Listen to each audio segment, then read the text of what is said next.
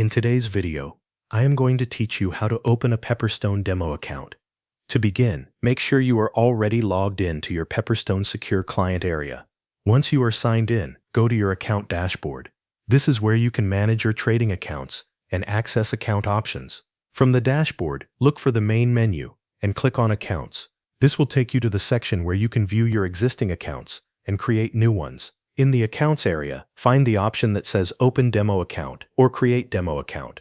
Select that option to begin the setup process for your new demo account. Next, you may be asked to choose your preferred trading platform. Pepperstone usually offers several platform options, including MetaTrader 4, MetaTrader 5, CTrader, and TradingView. Select the platform that you want to use for your demo trading. If you already know which platform you plan to practice on, choose that one here. This typically includes the account type, the base currency, and the virtual balance. Pick the options that best match the kind of trading environment you want to practice with. Many traders choose settings that are similar to what they may use later on a live account. Once you have selected your settings, review everything carefully.